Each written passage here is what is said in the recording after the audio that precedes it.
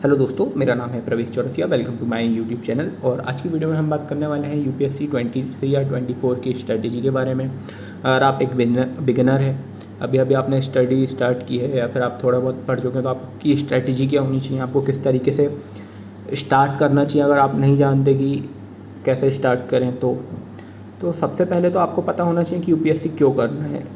एक बहुत महापुरुष ने बोला था एक बहुत अच्छी बात कि यूपीएससी इसलिए करो क्योंकि टफ़ है, और टफ़ बैटल लड़ने से ना कॉन्फिडेंस आता है लाइफ में। मतलब आपको ना ये जितने भी एग्जामिनेशन है ऑल इंडिया लेवल के टफेस्ट एग्जामिनेशन, ये आपकी पर्सनैलिटी बढ़ाएंगे, आपको लेवल, आपकी अंडरस्टैंडिंग बढ़ेगी, आप कुछ ना कुछ तो जोरदार कर ही लोगे, आप बेरोजगार बिल्कुल नहीं रहोगे। तो यूपीएससी के लिए लेकिन एक बाय अपना खुद का भी जान के रखिए, क्योंकि जब आप काम नहीं कर पाओगे, एनर्जी नहीं लगेगी, तो फिर आपको पुश करने के लिए वो रीज़न होना, तो वो रीज़न हमेशा रखिए कि मुझे वर्क फील्ड में एक अच्छा ऑफिसर बनना है या फिर मुझे ऐसा बनना है। मतलब कोई भी रीज़न हो सकता है, ये भी हो सकता है कि मेरे फादर चाहते हैं, फिर जो भी रीज़न हो, आपको एक रीज़न अपना चूज़ करके रखना है। पैनल को इम्प्रेस करने के लिए नहीं, वो तो काफ़ी अच्छा रहता है, लेकिन नहीं, अपने लिए ऑनेस्टली एक रीज़न चूज़ करके रखिए जो सही हो। बाकी तो ये आप देख ही रहे हो, यूपीएससी के लिए एक रीज़न तो ये है ही, क्योंकि टफ़ बैटल लड़ो लाइफ में। टफ़ बैटल लड़ने से कॉन्फिडेंस आता है, जीते तो विनर, नहीं तो वॉरियर्स तो कहलाएंगे ही।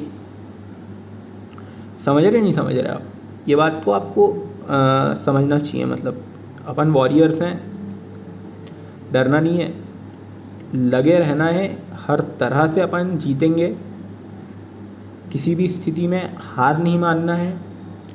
और सबसे पहले अगर इस फील्ड में आए हो ना, तो एक थोड़ा कॉन्फिडेंस लेके आना कि मैं आया हूँ तो मैं कर लूँगा, लोगों की सुन के मत भगना। चलो अब हम बात करते हैं धीरे धीरे कि आपको इनिशियल फेज में क्या करना चाहिए। सबसे पहले आपको शुरुआत करनी चाहिए एनसीईआरटी से, बहुत इंपॉर्टेंट है। लेकिन अगर आपके पास 23 के हो आप, तो सिलेक्टिव रीडिंग कीजिए, 11th 12th बस की एनसीईआरटी पढ़िए, क्योंकि आपके पास उतना टाइम नहीं है। फिर आपके पास उतना टाइम थोड़ी है, आप सिलेबस पढ़िए और एनसीईआरटी करिए। इसके बाद आपको क्या करना है, द हिंदू की रीडिंग स्टार्ट करनी है। लेकिन पहले एनसीईआरटी पढ़ लेना, सिलेबस देख लेना, तभी द हिंदू पर जाना, क्योंकि थोड़ा अच्छा रहेगा, थोड़ा बहुत नॉलेज रहना चाहिए। फिर स्टैंडर्ड बुक्स में जाइए। स्टैंडर्ड बुक्स के साथ आप क्या कीजिए, पीवाईक्यू, प्रीवियस ईयर क्वेश्चन से ही आपको समझ में आएगा कि आपकी डेस्टिनेशन कहाँ है। पता चल रहा है पढ़े जा रहे, ये भी तो पता होना कैसे पढ़ना, क्या पढ़ना है, यूपीएससी पूछ क्या रहा है, तो वो कहाँ से पता लगेगा आपको, प्रीवियस ईयर क्वेश्चन से पता लगेगा। इतना करने के बाद जब आपका इतना कंप्लीट हो गया, आपको लग रहा है कि हाँ मैंने इतना कंप्लीट कर लिया है, तो फिर आपको स्टार्ट करना है अपना सब्जेक्ट वाइज स्टडी, कि हाँ अब मुझे एक एक सब्जेक्ट उठाना है, उसकी बुक लिस्ट स्टार्ट करना है, सिलेबस उठा के टॉपिक वाइज कंप्लीट करना है। लेकिन पहले एनसीईआरटी, उसका सिलेबस समझना, न्यूज़पेपर करना। न्यूज़पेपर में शुरू में आपको टाइम लगेगा, लेकिन आपको कट डाउन करके चलना है टाइम भी, क्योंकि यहाँ पे आपके पास टाइम कम है। अगर आप 23 का स्टूडेंट है, 24 के हो, तो भी आप अभी न्यूज़पेपर हल्का हल्का संडे को पढ़ लीजिए, क्योंकि 1 ईयर का तो पूछता है वो। लेकिन अगर आप अभी से अपनी हैबिट डेवलप करोगे ना, तो that will be good for you. Subject wise study ऐसे कीजिए कि बुक लिस्ट कंप्लीट कीजिए, अपनी खुद की बनाइए, आपको जो अच्छा लगता है वैसे कीजिए। आपको अगर अच्छा लगता है कि मुझे बिपिन चंद्र से अच्छा समझ में आता है, तो आप बिपिन चंद्र से पढ़िए मॉडर्न हिस्ट्री। अगर आपको लगता है कि spectrum is the best, then spectrum is the best. आपको अपना खुद का देखना है कि मेरे को क्या ज़्यादा बेस्ट लग रहा है, और मैं कम टाइम में कौन सी चीज़ें से अच्छे से कर पाऊँगा या नहीं कर पाऊँगा। अब आप कई लोग बोलते हैं यार द हिंदू बेस्ट है, नहीं, अरे कोई भी एक पकड़ो और कंप्लीट करो उसको। या तो कई वेबसाइट्स में भी डलते हैं न्यूज़ एनालिसिस, वहाँ से भी आप कंप्लीट कर सकते हो। अगर आपको लगता है कि यार मुझे नहीं आ रहा समझ में, लेकिन वहाँ थोड़ा डिटेल में रहेगा, इतना रहता है वहाँ पे बस डिफरेंस इसमें और उसमें। बाकी आपको धीरे धीरे ही स्टार्ट करनी पड़ेगी चीज़ें। एटलीस्ट फर्स्ट मंथ में तो आपको इतनी चीज़ें करनी पड़ेगी। उसके बाद आप एक एक सब्जेक्ट को उठाइए, एक एक सब्जेक्ट को पढ़ के देखिए, और उसमें ऐसा भी देखिए कि सही में समझ में आ रहा है या नहीं, समझ रहे हो।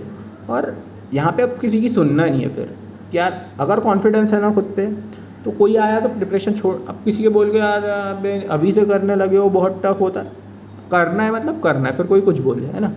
चलो हम वीकली स्ट्रैटेजी देखते हैं। आपकी वीकली स्ट्रैटेजी क्या होनी चाहिए, आपको 5 दिन स्टडी करना चाहिए वीक में, 5 डेज़, 2 सब्जेक्ट डेली लेके चलिए आप उसमें, और 2 दिन आप अपने रिवीजन के लिए रखिए, क्योंकि the number of revision will decide your selection in this examination. आपने कितना पढ़ा, आपने कितना हार्ड वर्क किया, वो सब वेस्टेज हो जाएगा अगर आप रिवीजन नहीं करते हो। कि रिवीजन बहुत इंपॉर्टेंट है। अगर आप रिवीजन ही नहीं करोगे, मान के चलिए आप रिवाइज ही नहीं कर रहे चीज़ों को, तो भूल जाओगे। जब आप भूल जाओगे तो फिर से पढ़ना पड़ेगा, तो फिर वहाँ में आपकी जो मेहनत है वो वेस्ट हुई कि नहीं। आंसर राइटिंग भी करना है उन 2 दिनों में, सीसेट का भी पढ़ सकते हैं आप वो 2 दिन, क्योंकि सीसेट भी इंपॉर्टेंट है। कई बड़े बड़े भी है लोग ओवर कॉन्फिडेंस में सीसेट में ही रह जाते हैं। एमसीक्यू भी लगाने, क्योंकि प्रीलिम्स भी देखना है हमें थोड़ा थोड़ा। और आप डेली 2 सब्जेक्ट लेके चलिए, क्योंकि एक लोगे तो वो वेस्ट हो जाओगे थोड़ा सा, मतलब दिमाग का इंटरेस्ट नहीं रखता उसमें। अब करंट अफेयर्स तो आपको डेली पढ़ने हैं, ऑप्शनल भी आपको डेली ही देना पड़ेगा अभी टाइम उसके लिए।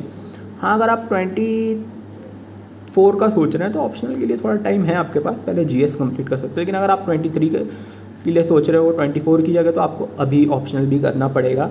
टाइम तो लगेगा बॉस, ये मत सोचिए कि आपको इतना इससे बच जाओगे उससे बच जाओगे। शॉर्टकट से कोई शॉर्टकट नहीं है, हार्डवर्क करना ही पड़ेगा। अब देखते हैं, इसके लिए इतना सब तो स्ट्रेटेजी हमने जान ली, लेकिन सक्सेस फैक्टर क्या है ये तो बहुत लोगों को पता रहती है। जितने लोग एग्ज़ाम में बैठते हैं उसमें से जितने भी सीरियस एस्पिरेंट रहते हैं उनको क्या नहीं पता होगा, लेकिन उनमें से सिलेक्ट कम क्यों होते हैं? क्योंकि उनके कुछ सक्सेस फैक्टर्स होते हैं ना, गुड हैबिट्स, जैसे कि यार अब मैं मेडिटेशन करूँगा, मैं क्योंकि पढ़ता हूँ,